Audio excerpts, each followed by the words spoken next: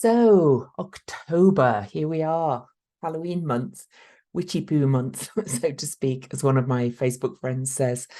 And it's quite the month because we have eclipses, which are always a little bit more discordant and disruptive.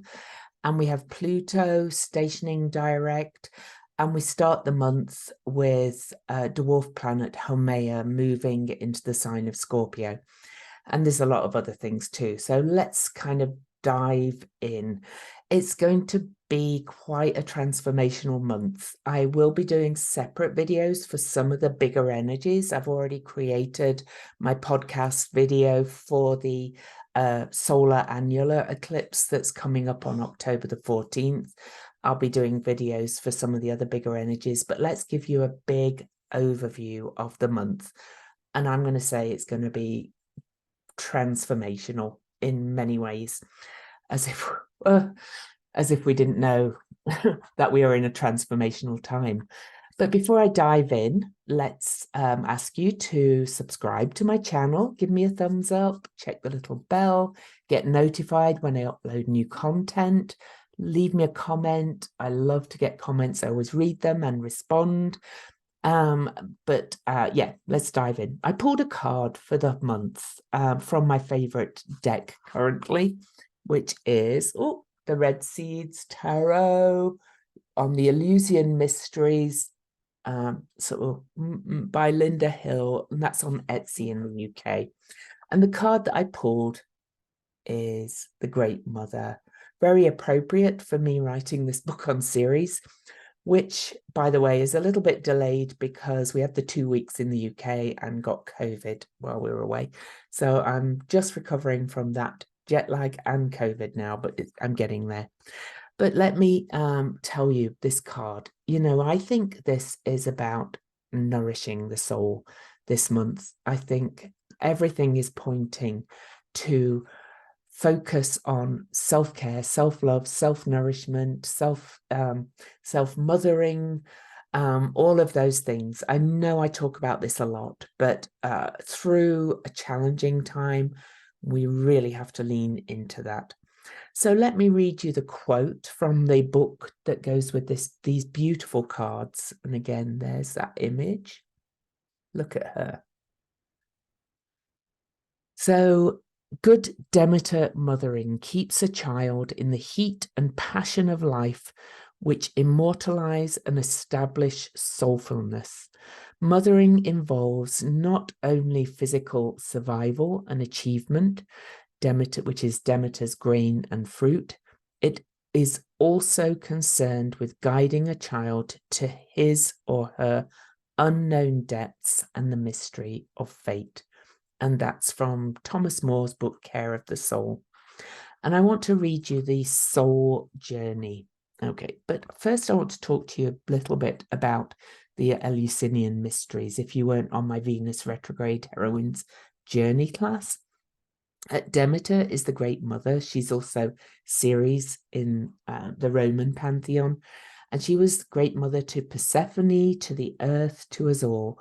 And Demeter contains many aspects: the loving, fertile mother, the dark mother, and the wrathful mother, all of which are revealed in full color in the hymn to Demeter, which you can look up if you want to read it, which was an ancient Homeric text. Okay.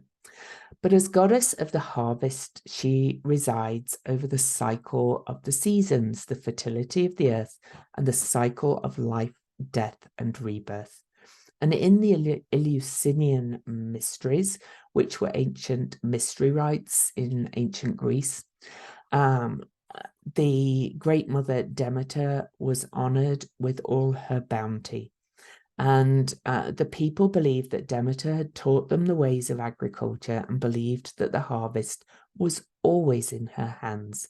She personified the harvest and encouraged the people to find spiritual peace in the mysteries. But the soul journey for this card, we see life as abundant if we are nurtured and loved by a strong maternal figure who has prepared and grounded us into life. A wounded mother relationship can make it hard for us to know how to nurture ourselves and others too. The Great Mother offers us abundance, care, love, and devotion. Her shadow side highlights separation, control, loss, anger, and codependency. This mother archetype suffers when we stride out into the world without her. We separate, it's complicated. Her positive energy is rooted in nature, fertility, love, and containment. She keeps us earthed with kindness and love as we learn to nurture our own soul. These are abundant, fertile times. And that really kind of sets the theme for the month, in my opinion. So let's dive into the astrology. I'm sorry, my throat seems to be going a little croaky again. Darn COVID. Well, I've already written my post for today. If you're not subscribed to my Substack blog, the Cosmic Owl Astrology newsletter on Substack, I'll put a link in the description. I write daily, but I'm going to go over a little bit of it again because I do think we are at an important moment here. We can see this is dwarf planet Haumea here at 29 degrees, 59 minutes of Libra, and Haumea is about to move into the sign of Scorpio. So let me just move that in. And she's going to be there till 2049-50 before she moves into Sagittarius. So this is a long journey. Now, Haumea is pure creation. She's fertility, she's birth. But of course, birth is also messy. So you can see that, oh, sorry. Oh my goodness. I'm kind of a little bit all over the place. Oh, why is that doing that? Oh, that's because I went to Chariclo. I beg your pardon. Oh, sorry. Haumea moves into Scorpio, October the 1st, 2023. There she is, 0 Scorpio.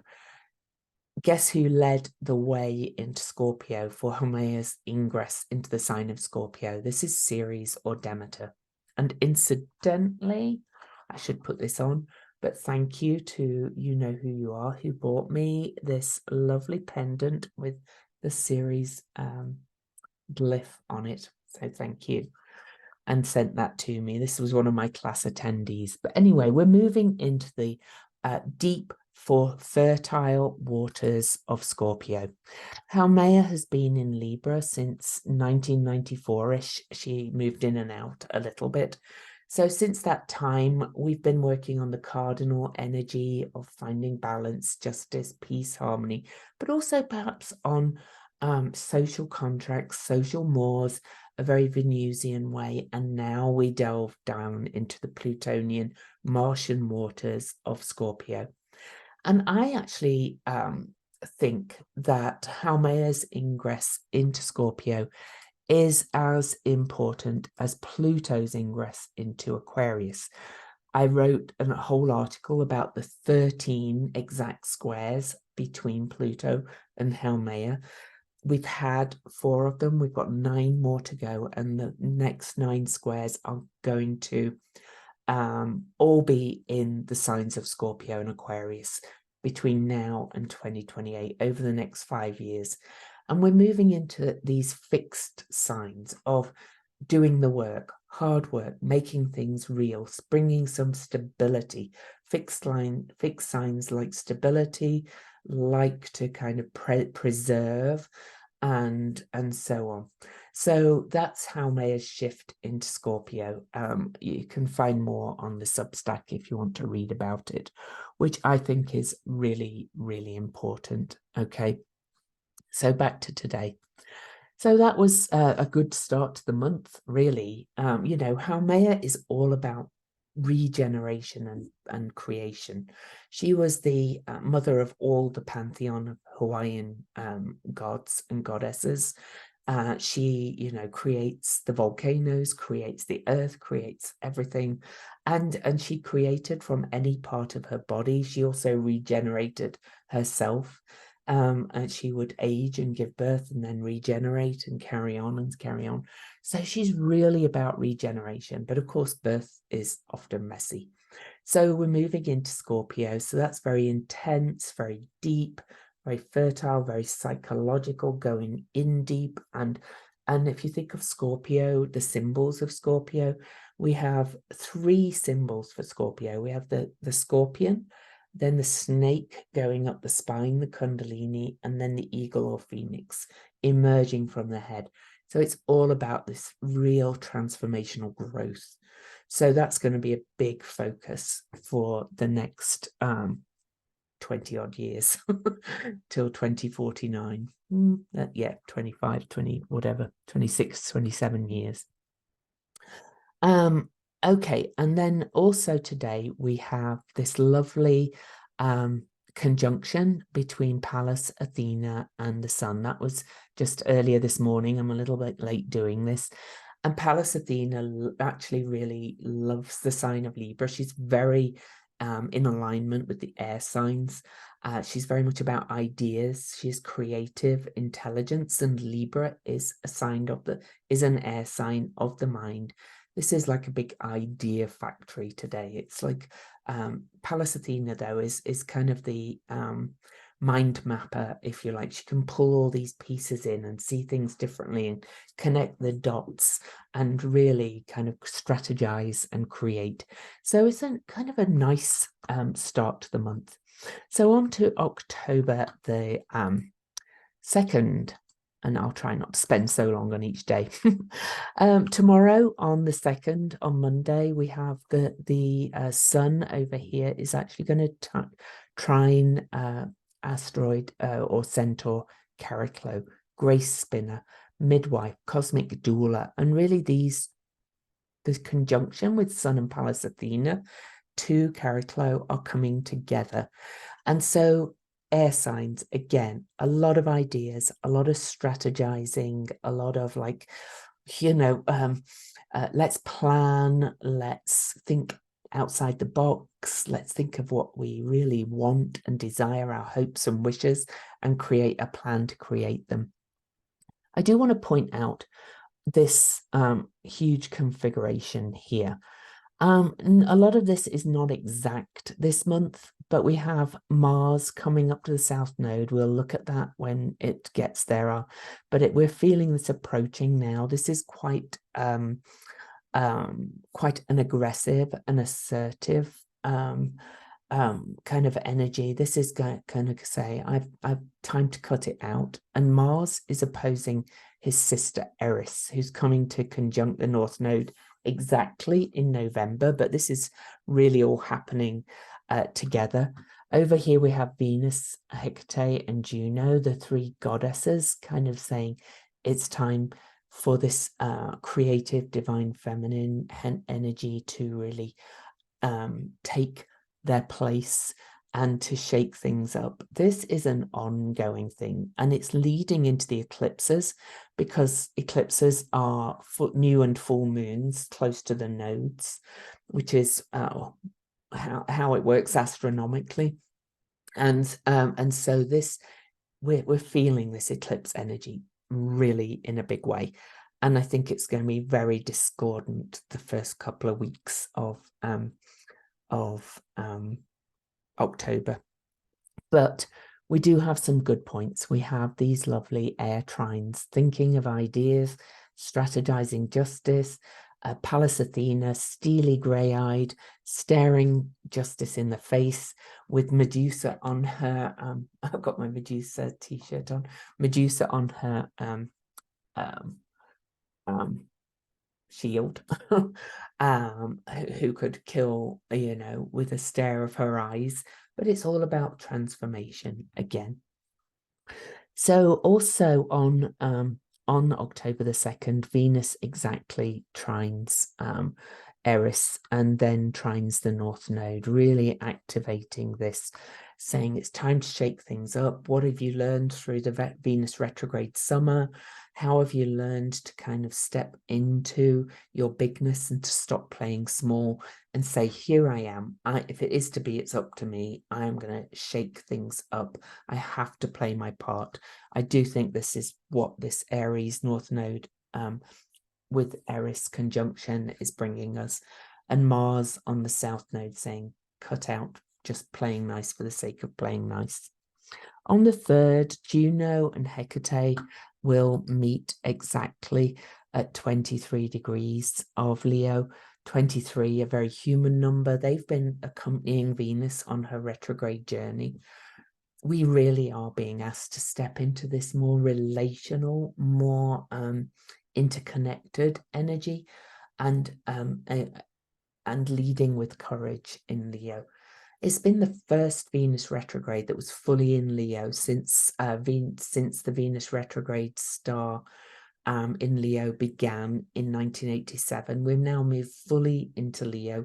We're really being asked to shine our light, to lead with courage, to kind of be brave and take some risks to shine.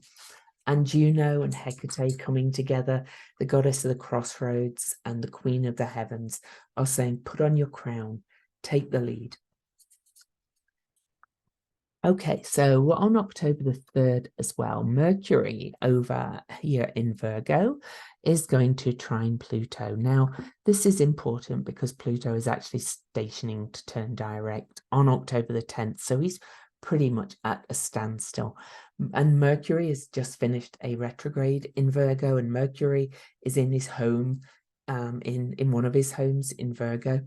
And this is saying, you know, change your thinking, change how you speak, change how you do service, change how you think about doing the right thing, change about how you think about doing the work.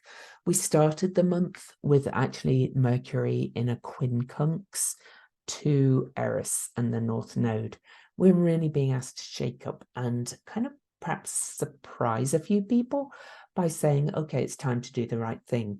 I likened this, as I record this, to Speaker McCarthy in the House, the Republican Speaker of the House, kind of doing a bit of an about turn and working with the Democrats and ignoring the radical MAGA caucus in his thing and averting the shutdown.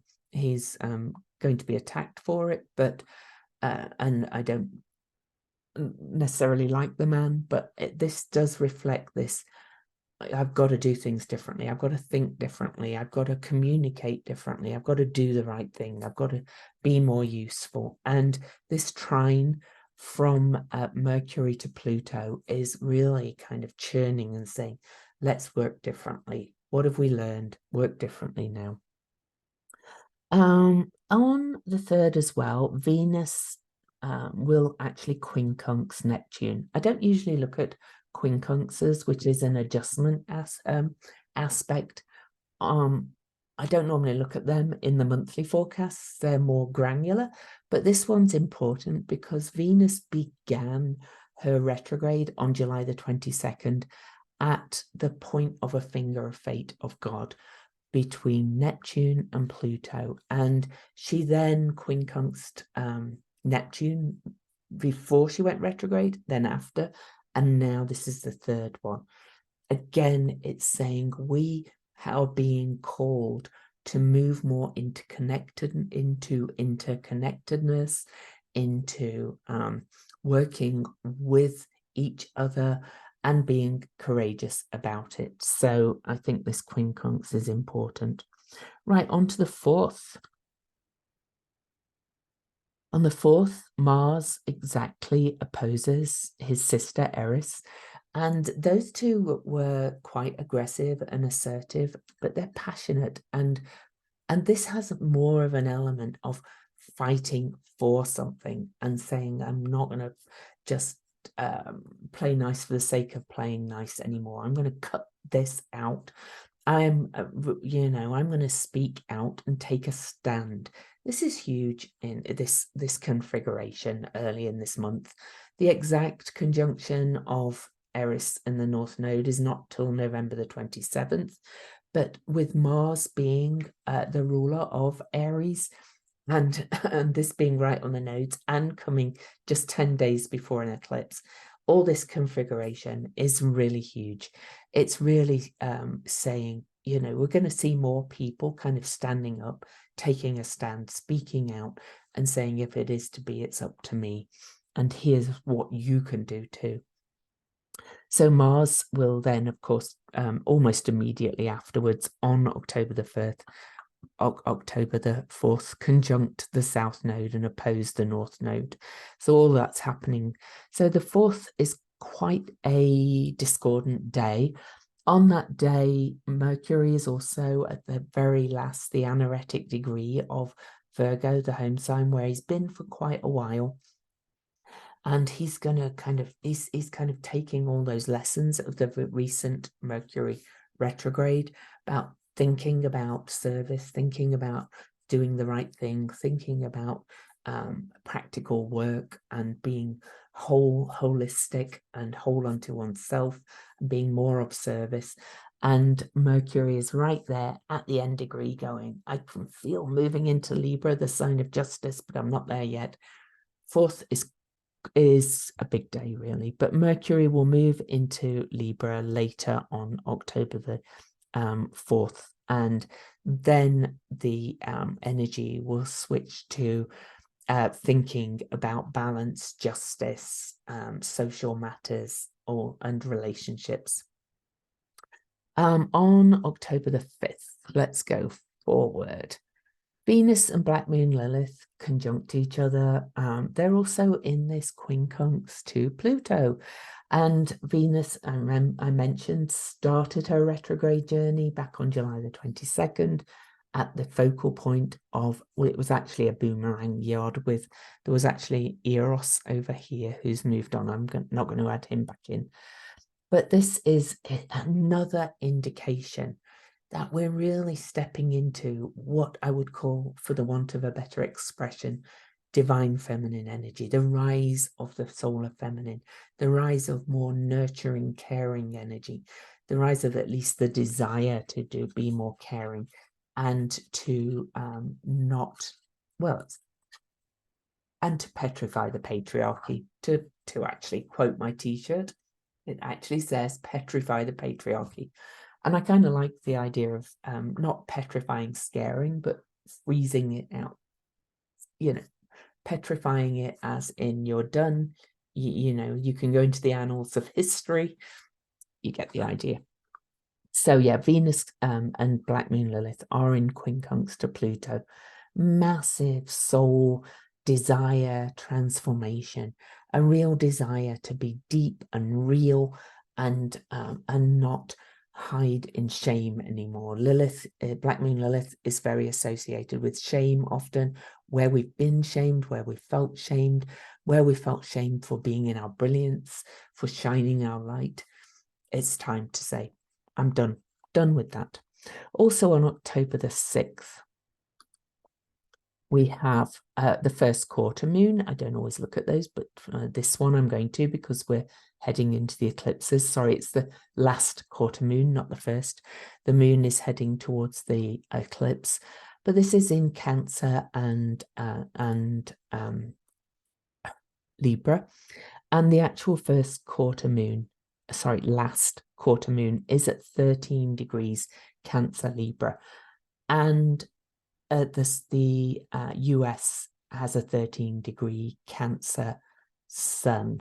I think this last quarter moon heading into the eclipse seasons is going to impact the US majorly. I'm actually thinking it's going to be in a good way.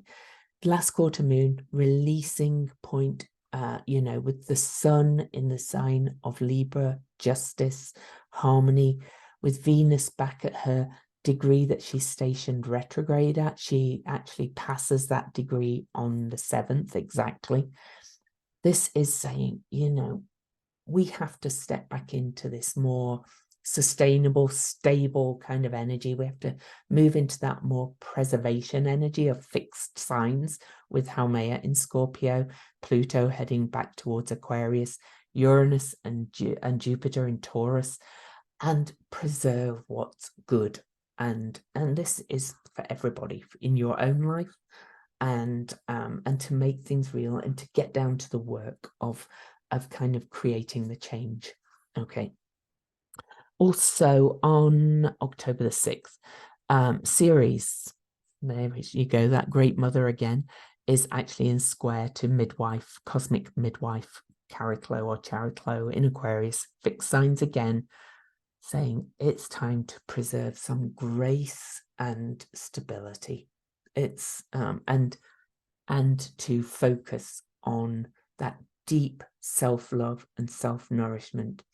To go back to that quote again, you know, I'm not going to read it again, but you know, we've come through some very challenging periods as we're moving in out of one era into another, and many of us have not been taught under the systems that we live at to really kind of nurture our souls and care for our souls.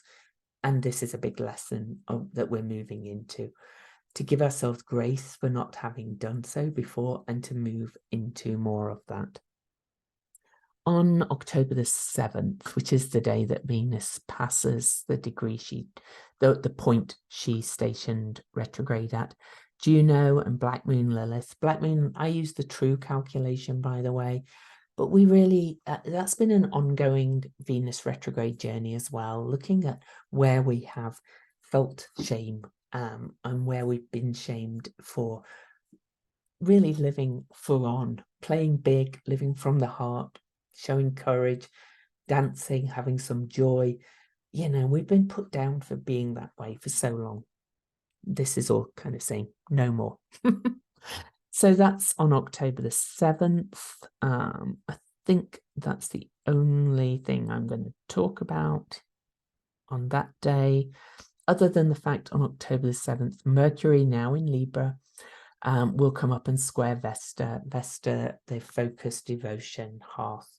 I think there's going to be a real focus and transference of ideas into, you know, justice, bringing balance,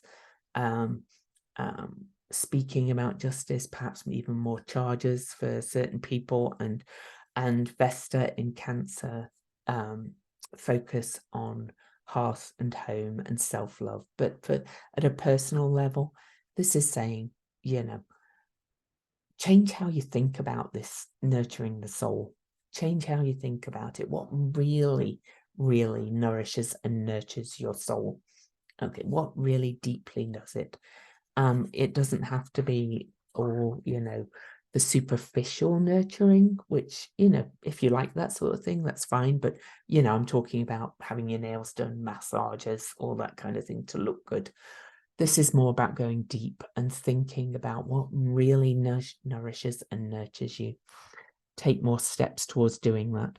On October the 8th, Mars, still over here in the sign of Libra, coming off that, still in orb of this highly discordant kind of aspect here, squares Pluto. Mars square Pluto, I have it natally. I actually kind of like it. But remember that Pluto is stationing direct on October the 10th, so Pluto is at a standstill. And this is in cardinal signs. And we've had a lot of cardinal crisis energy over the last few years, right from the Uranus-Pluto squares from 2012 to 2015. And this is saying it's time to finish something. It's time to end something. At 27 degrees, this is a 9, the kind of completion number. And Pluto's at the standstill. I think there's going to be a real kind of drive to change and transform something around justice and the structures of our lives, both personally and collectively. That's a pretty big square. It's quite a first 2 weeks, to be quite honest. Then also on October the 8th, Venus will move into Virgo. So she's going to move into the sign of Virgo, leave her long journey that she's been in the sign of Leo because of her summer's retrograde. And Venus is going to be in the sign of Virgo just until November the 8th. So just a month exactly, because she's starting to gain speed now that she's passed all those retrograde degrees. Venus in Virgo is said to be in fall. I kind of like Venus in Virgo. I kind of think of her as the priestessy kind of service oriented. There can be a tendency for Venus in Virgo to be a little bit puritanical and so on, but let's step into the higher energy. Venus has had this long journey about stepping into playing big, following her bliss in all kinds of things related to Leo, leading courageously, shining the light. And now into Virgo, it's like work, do the right thing. Again, I think of Virgo as really kind of very much about doing the right thing, being useful in a very practical way. So take what you've learned and take Venus in Virgo's month-long journey in that sign to really create something very useful that feels very holistic, very aligned for you. And then on October the 9th, Venus in Virgo will square to, there she is, will square off to Sedna, whose spiritual destiny in crisis. And this is, there's a lot coming up with Haumea coming into Scorpio, moving to that 0 degree, Venus now activating that 0 degree and sextiling Haumea and squaring Sedna. I think there's going to be a real big leap forward about preserving what we have on this earth and how we can preserve our resources, which is very Scorpionic, to serve more people and more communities. So the square is quite a quick one, but I think it's an important one. Then on October the 10th, Venus again will oppose Saturn in Pisces. Saturn has been retrograde in Pisces, asking us to look at our limiting beliefs about how we can actually create a more a community that really serves others better. Now this opposition kind of stares Saturn in the place and in the face and says, hey, yeah, we have to work together here, and we have to release any blocks to doing that. And then on October the 10th as well, asteroid Lilith over here, the talk to the hand asteroid. Look, her symbol looks like a hand. She's a bit like the rebellious teenager, opposes Eris, and they're both very rebellious figures. And this is on the day that Pluto stations direct. So Pluto stations direct later on the 10th with those two in opposition. I think the rebel yell is really high on this, but I think it's for the good of the outsiders. It's pointing out inequities in Libra. Asteroid Lilith in Libra is saying, where are we out of balance? Where is there wealth inequality? Where are there all those things? Now, I'm not talking about being a socialist, so ignore that. But I think there's a real call to social justice and creating more balance. And that's partly been brought about by the discord and disruption of, some of that equality being stripped away from people. But I'm seeing the shift back to it. And then Pluto stations direct on October the 10th as well. The last time at that degree. This is the degree of the USA's Pluto. It's not an exact Pluto return transit, this last one, but it's kind of revisiting as Pluto starts to move forward now and moves back into Aquarius next year,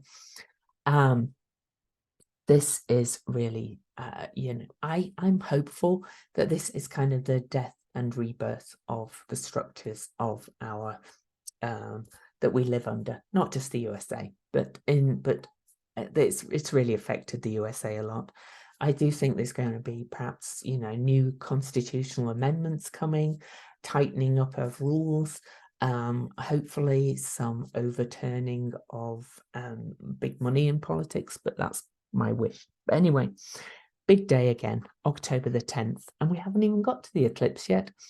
So on October the 11th, the sun, still in Libra, opposes Chiron, and Chiron's been retrograde in Aries for a while.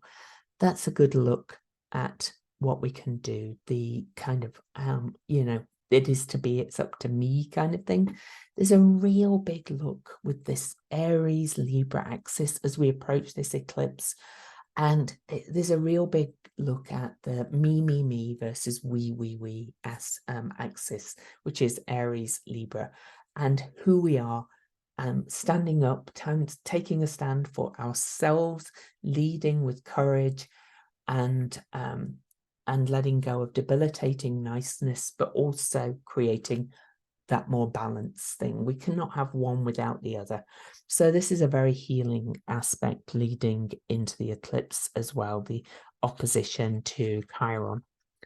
And also you can see that Mercury is coming up to conjoin Pallas Athena. That's a lot of ideas as well, and a lot of justice energies. So maybe, you know, well, enough said on that, the better. On October the 12th, Mars leaves the sign of Libra into the sign of one of his home signs. The traditional ruler of Scorpio is Mars, conjoins Haumea, really takes us into a deep dive about this, into our resources, and a big drive and passion to preserve those resources in some way. It's also this deep psychological dive. Scorpio's such an interesting and intense sign. Really good time to dive into some therapeutic work, some real soul diving work as the Scorpio season approaches, especially with Mars in Scorpio. Then Mercury and Pallas Athena will be exactly together on October the 12th, with the moon coming up to join them for the eclipse. Again, you know, the Mercury and Pallas Athena are under the beams of the sun for most of the month, right? So they're said to be burned out, but I actually think, you know, that's when we get these bigger ideas kind of from the cosmos.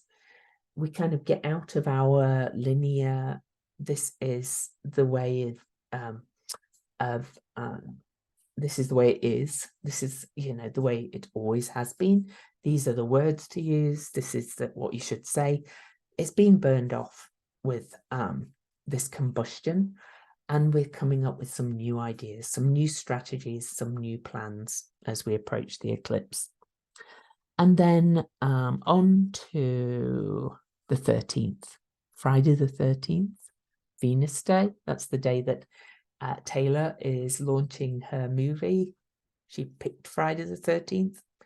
It's a big day. It's actually a big day to do with the it's to do with the Templars. And there is a cornerstone apparently on the White House about the Templars. Now, some people don't like that kind of the Freemasonry Templar thing, but the Templars were said to be the guardians of the Grail, and that is the divine feminine, really. So that's an interesting day that she picked. But anyway, Mars on October the 13th is going to trine Saturn. Now, foot on the brake, accelerator. But Mars in Scorpio is deeply penetrating and powerful. This is really a day to really dive into underlying fears. It's on the eve of the eclipse.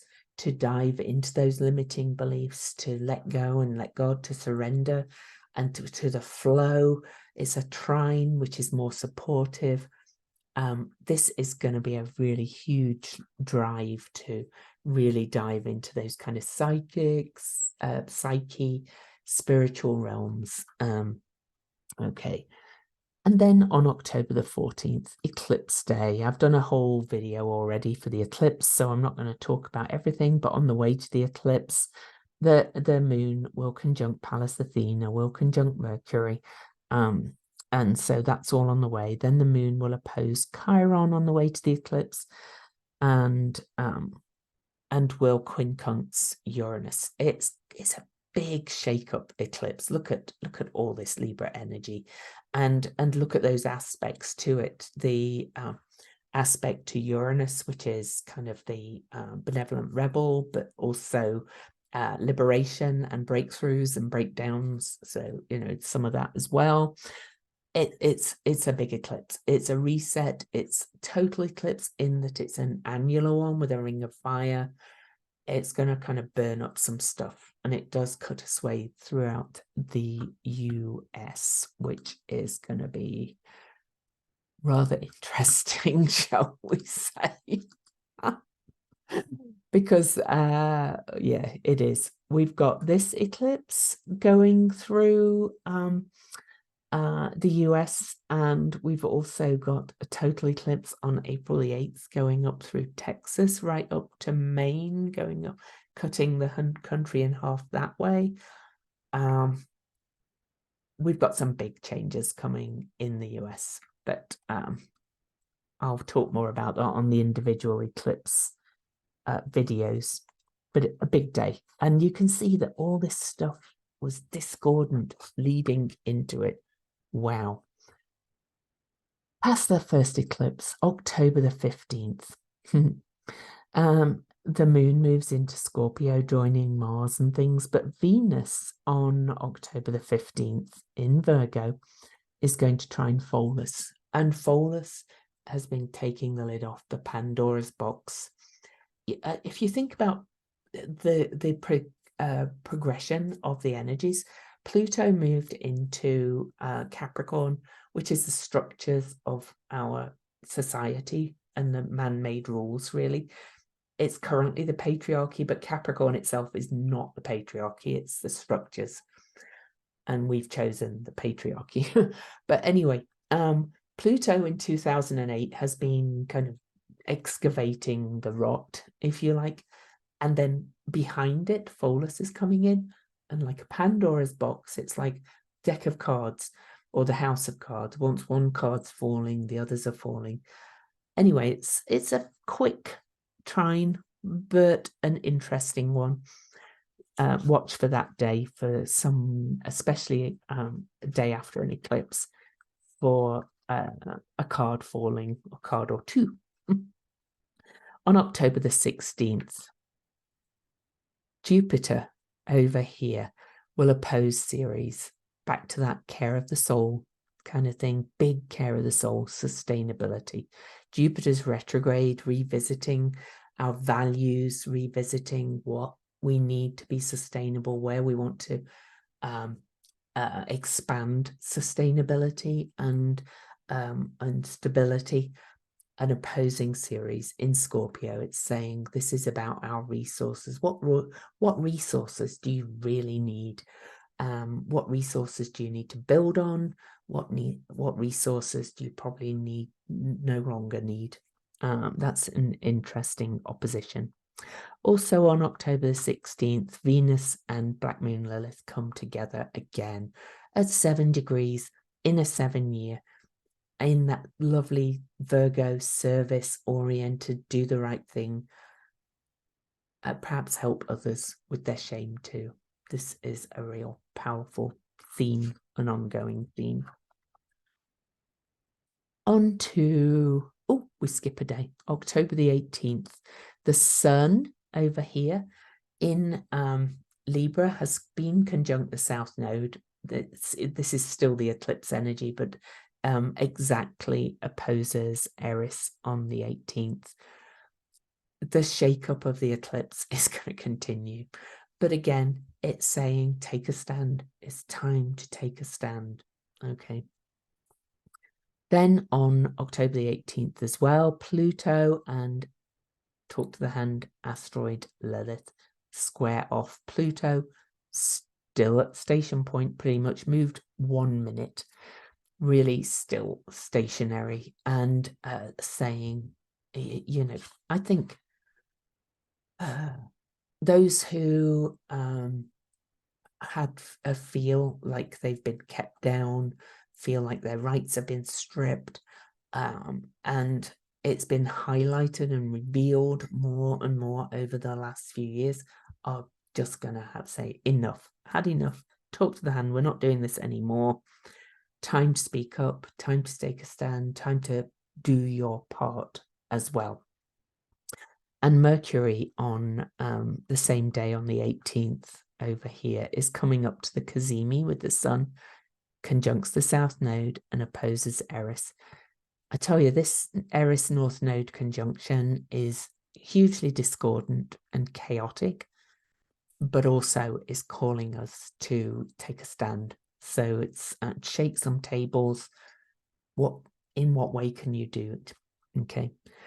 Then on the 19th, Mercury is going to oppose the North Node and conjunct and have the Cazimi of the Sun later that day. You can actually see that it's into the 20th as well, the Cazimi.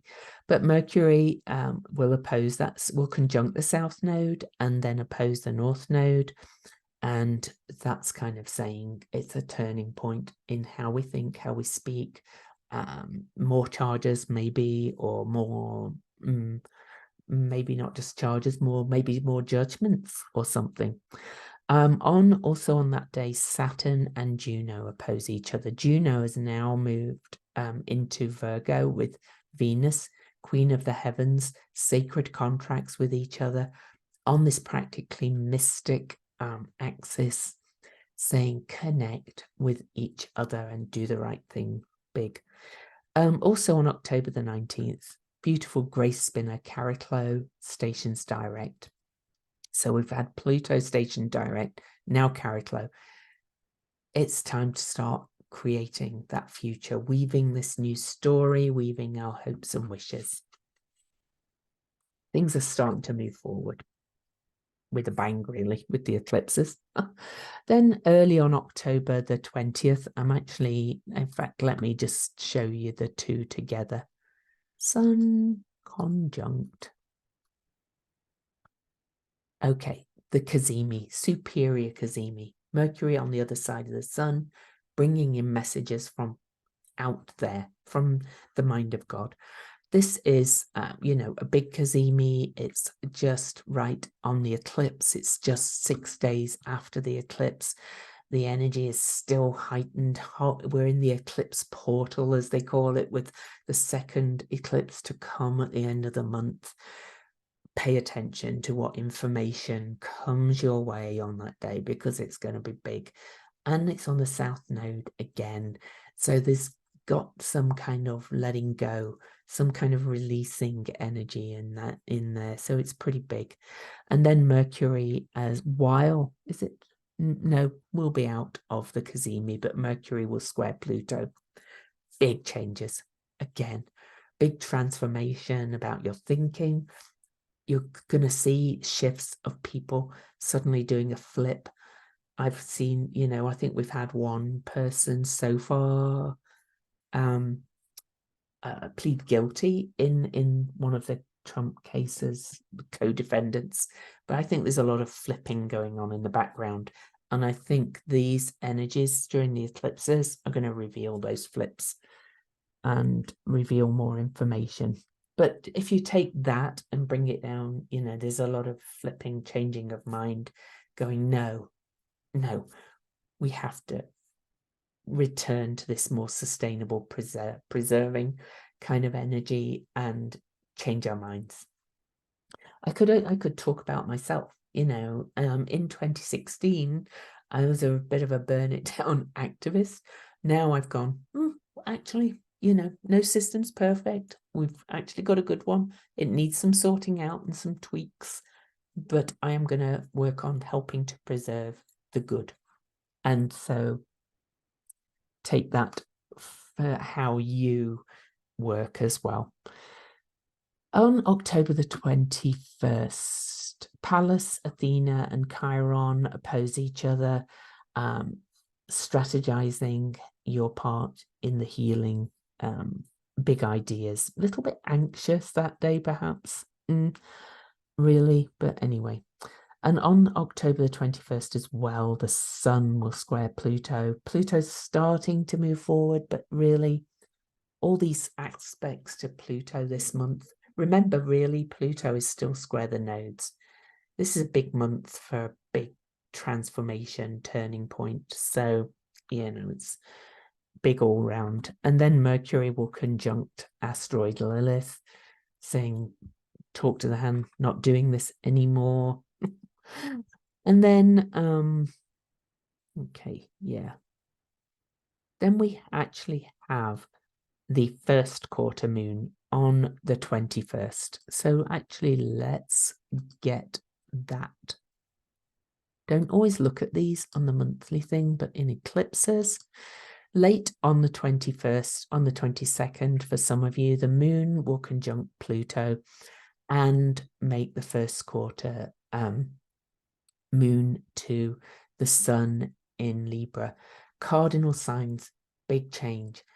We were on the new moon eclipse, starting new things, big reset, moving to a full moon eclipse. This is saying it's really time for action. Things are speeding up. I tell you, the transformation energy is just speeding up, just in crazy ways. On the 22nd, Venus over here will trine Jupiter earlier in the day. The two benefics in earth signs, really, that's really creative energy. That's, you know, building on doing that service, doing the right thing kind of energy based on these really strong values. I like that one. On the 22nd too, Mercury moves into Scorpio. Scorpio energy is building. We've now got 4. The Libra energy is dissipating, but the sun is about to move into Scorpio. That'll be real witching season. It's going to be a big Scorpio Halloween-y season with Mars in Scorpio too. A lot of deep diving, a lot of kind of occult stuff, hidden stuff, secrets being revealed. Mars in Scorpio revealing a lot of secrets. There's going to be a lot come to light once the sun gets in there, I think, and as we approach this full moon. So that's on the 22nd. So Mercury moves into Scorpio, immediately conjuncts Haumea, and we get our first real think about what this means as this big journey that we're going on for till 2050 with Haumea in the sign of Scorpio. And then also on the 22nd, Mercury will trine Saturn. So thinking about those limiting beliefs and blocks and letting go. And then the sun will conjunct Talk to the Hand asteroid late on the 22nd too. And then we get the sun ingress into Scorpio on the 23rd. Happy birthday to Scorpios, my daughter, and any other Scorpios. I love Scorpio. We've got a healthy dose of it in our family. But this is, again, really big Scorpio season. We did have a short while of Scorpio, of Haumea in Scorpio, where, let me give you those dates.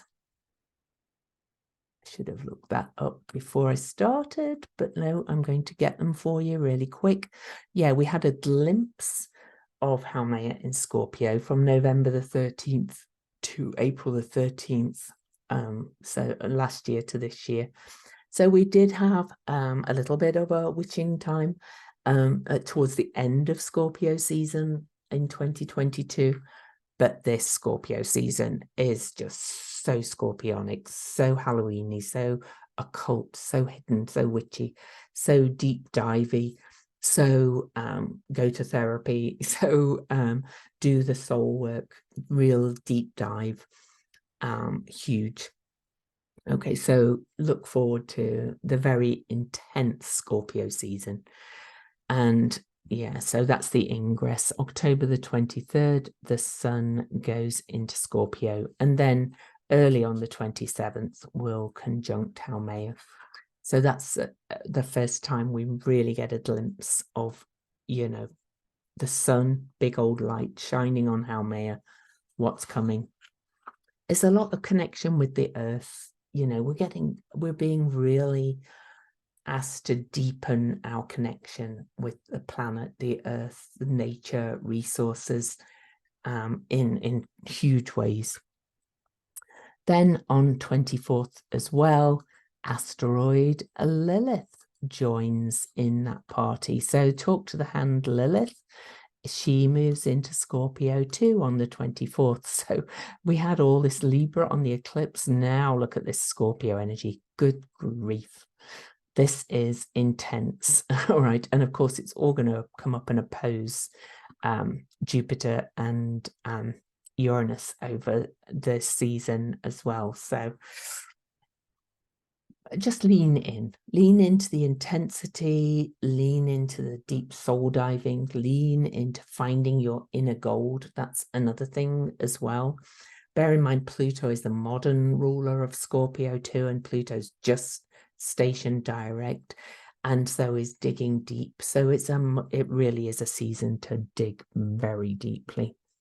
On the 25th, Saturn and Haumea trine each other, this ongoing Scorpio Pisces trine, connecting with that interconnectedness, connecting with nature, deep diving into all of that, and also into that care of the soul in a big way. Okay. On to the 27th, we get a little break. Venus in Virgo still will actually sextile series. I don't normally look at sextiles in this monthly thing, but I see this as mother and daughter. And Venus in there is saying, do the right thing, be more humble, but also shine your light, but in a humble, useful way.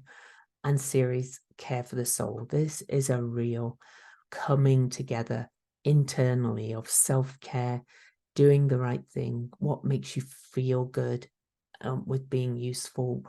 How can you be whole unto oneself and look after your body, mind, body, spirit, and then be useful in the world?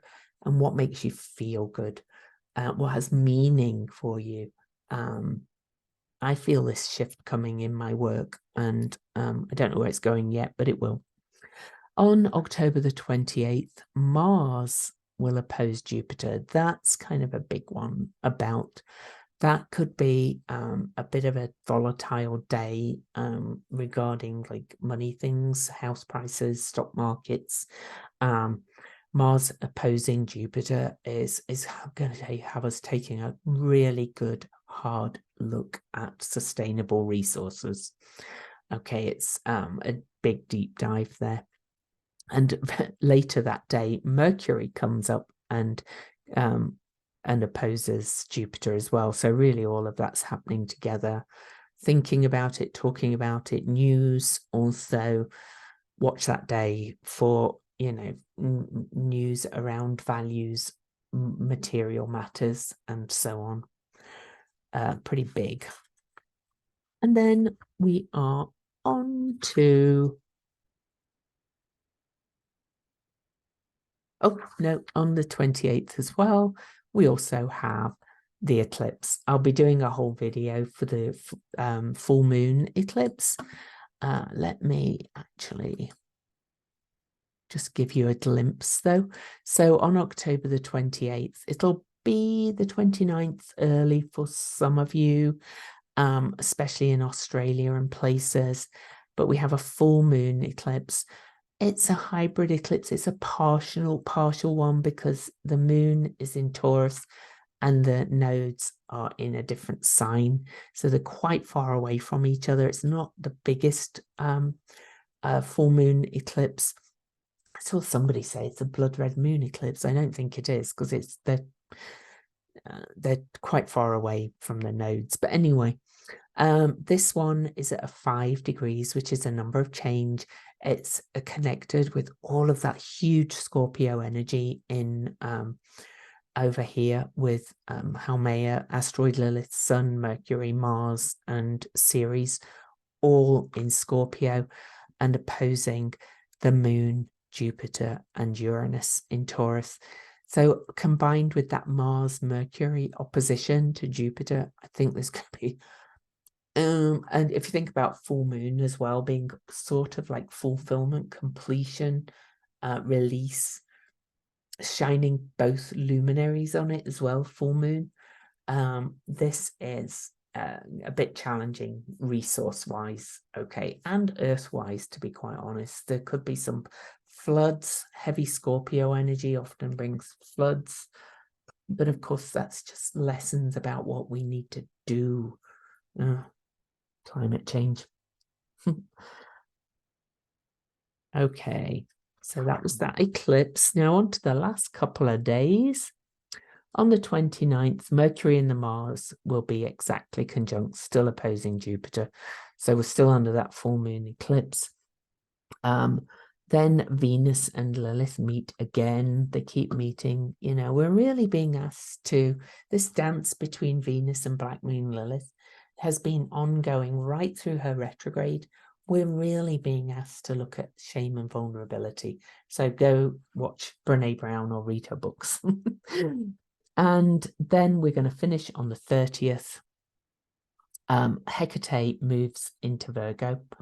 And on the very last day, Hecate opposes Saturn, goddess of the crossroads, lady of the lamp, showing us our direction, our path, opposing Saturn, which has been mastering some of our limiting beliefs, our shoulds and our can'ts, and I always, and I can never do this. And now Hecate is saying, yes, you can. And if you've been feeling this big shift in focus and direction that I've been feeling, a lot of my clients have been feeling, I think this Hecate opposing Saturn right at the end of October is really going to give us a big opportunity to say, you know, actually, I can see the way forward. I now can shine a light. I've been through the eclipses. I've probably reset a few things, let a few things go, learned a few lessons over the retrograde of the summer as well. I can see which way I'm going now, and you can get onto the details, which is very Virgo, of that direction that you're going with, and releasing a lot of fears about that. Okay. And then on the very last day, Venus is actually going to trine Uranus. So that's a bit like there's going to be a lot of breakthroughs combined with that opposition too. The Sun over here is going to trine Vesta. It has this feeling that we're finishing the month after the eclipses, and we've learned what we need to do and where we want to go and where we need to focus our direction, and we're going to get to work. We're going to do the hard work now to bring the change and be the change in our new slightly shifted direction.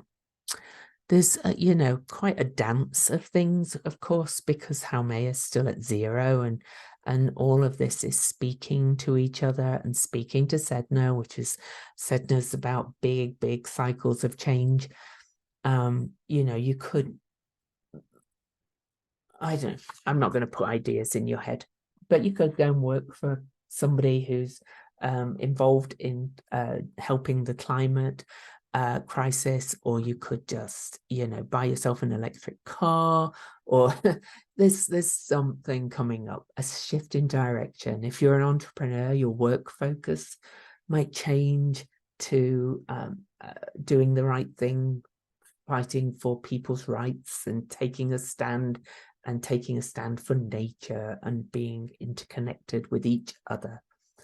It's a big month, but I think it's overall very positive at the end, as long as you lean into some of this very intense shifting energy.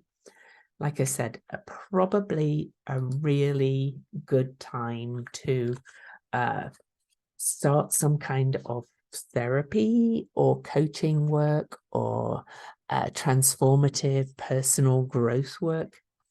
And I've lost the card. Oh no, I left it in the book. I want to show you the card again before we go. Lean into the Great Mother. We are really being asked to ritualize our connection with the Great Mother and nourishing and nurturing ourselves. If I could give you one overarching message for the month of October, it is about taking a stand and nourishing your soul and caring for your soul and doing the right thing that makes you feel useful and feel good. So peace out until the next video, but also until November. Leave me a comment. Don't forget to subscribe and give me a thumbs up. Happy October.